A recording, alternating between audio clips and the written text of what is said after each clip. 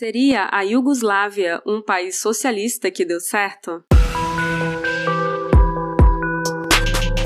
Este é o Visão Libertária, sua fonte de informações descentralizadas e distribuídas.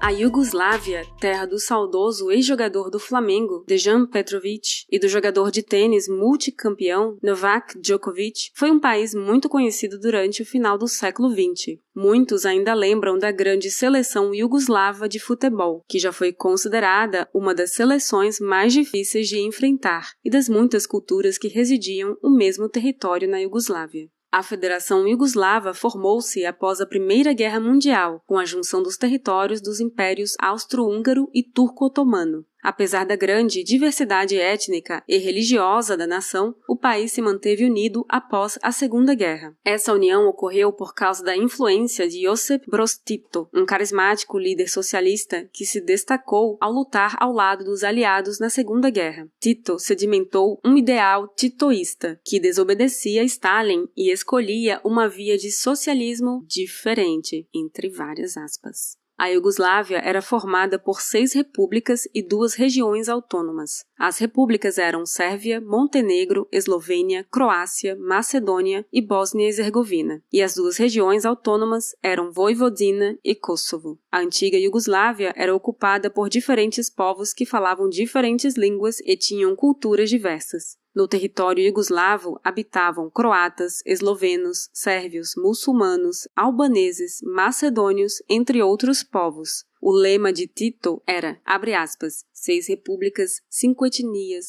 4 línguas, 3 religiões, 2 alfabetos e 1 partido. Fecha aspas. Um estado ocupado por culturas tão distantes e diversas não poderia dar errado, não é mesmo? O primeiro Estado iugoslavo foi formado em 1918, com sérvios, croatas e eslovenos, sendo chamado de Reino da Iugoslávia. Em 1941, durante a Segunda Guerra, os membros do Eixo invadiram o território iugoslavo, e durante a guerra, o guerrilheiro Tito liderou os partisans para libertar a sua terra do domínio nazifascista, dando origem à República Federativa Popular da Iugoslávia. Em 1963, o país passou a se chamar República Socialista Federativa da Iugoslávia, e essa denominação durou até 1992, quando 4 repúblicas, Eslovênia, Croácia, Macedônia e Bósnia e Herzegovina, deixaram a Iugoslávia. Assim, o país passou a se chamar República Federal da Iugoslávia. Um grande fator para a disrupção da Iugoslávia foi a morte de Tito, em 1980, quando entrou em vigor uma constituição que tinha como objetivo a rotatividade do poder executivo, para que nenhuma das etnias fosse excluída do poder central. Assim, a cada período legislativo seria escolhido um representante de uma das maiores etnias na chefia do governo. Caso o sistema fosse eleição direta, sempre seria eleito um sérvio, uma vez que essa era a etnia com mais pessoas. Ademais, também havia grandes conflitos étnicos na Iugoslávia, e sem a liderança de Tito, os habitantes da Iugoslávia não conseguiam entrar em consenso. Assim, após a morte de Tito, era impossível manter a Iugoslávia unida. Outro fator era um grande histórico de conflitos étnicos. Um deles, e que resultou na dissolução da Iugoslávia, foi a Guerra Civil Iugoslava em 1991 e 2001, alavancada por conflitos étnicos entre sérvios, bósnios e croatas. Um dos famosos atos dessa guerra civil foi o cerco de Sarajevo, considerado o cerco mais longo da história moderna. Esse cerco durou de 5 de abril de 1992 até 29 de fevereiro de 1996, após a Bósnia e Herzegovina fazer a sua declaração de independência da República Socialista Federativa. Durante esse tempo, a cidade de Sarajevo foi cercada pelos sérvios, que contavam com 18 mil homens metralhando a cidade com armamento pesado.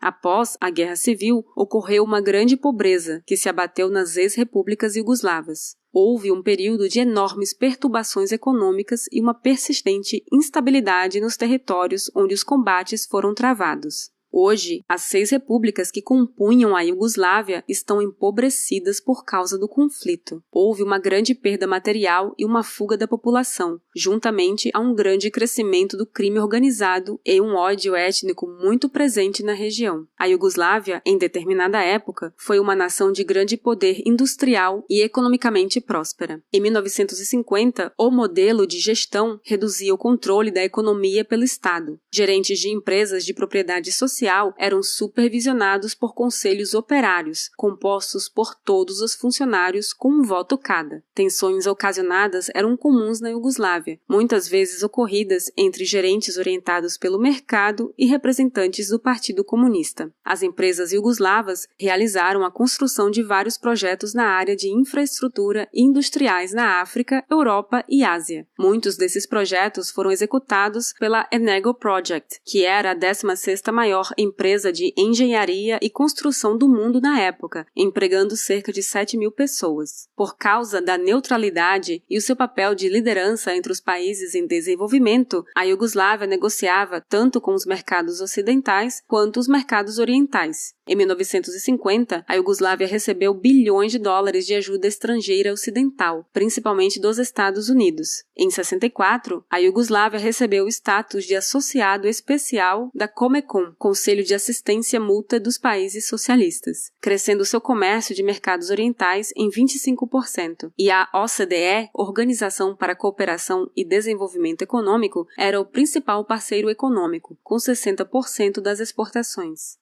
Entretanto, a Iugoslávia era um país com histórico de comércio exterior muito pobre, que contava com déficits nas contas comerciais em quase todos os anos de existência do país. Ademais, o desemprego era um grande problema crônico para a Iugoslávia. As taxas de desemprego eram as mais altas da Europa. Na década de 1960, essa taxa atingiu 7% e continuou a crescer, dobrando em meados da década de 70. Além disso, havia diferenças regionais extremas no desemprego. Enquanto a taxa eslovena ficava em 5%, a taxa da Macedônia e do Kosovo estavam acima de 20% de desemprego. Em 1970, o crescimento anual do PIB foi em média 6,1%. A assistência médica era gratuita, o índice de alfabetização era de 91% e a expectativa de vida alcançava os 72 anos. Entretanto, após uma década de má administração econômica, guerras e boicotes, a economia iugoslava entrou em completo colapso. Em 1990, a inflação começou a alavancar, atingindo níveis incontroláveis de até 120% ao ano. Nesse sentido, a economia da Iugoslávia começou sua pior fase, contando com uma taxa de crescimento anual do PIB caindo para menos 11,6%. Apesar dos socialistas falarem que a Iugoslávia foi um grande exemplo do socialismo dando certo, já que entre os anos de 1950 e 70 o país tinha uma grande economia, a Iugoslávia também teve muitos problemas estruturais e econômicos. No entanto, o principal problema era juntar em um único estado etnias diferentes que já tinham um histórico de conflitos desde a Primeira Guerra. Era óbvio que uma hora essa panela de pressão iria explodir. Se juntar pessoas que falam a mesma língua, têm a mesma religião, o mesmo alfabeto e a mesma etnia, já dá um grande problema nas democracias atuais, então imagina juntar pessoas de 5 etnias, 4 línguas, 3 religiões e 2 alfabetos sob um único governo. Sobretudo, um único partido. Isso é algo que não tem a mínima lógica para dar certo. Nunca que um regime centralizado poderia representar os indivíduos em um estado com grupos tão diferentes. A cada eleição, diversas pessoas se sentiam insatisfeitas com o governo, e esse foi o fator preponderante para a ruptura do Estado iugoslavo.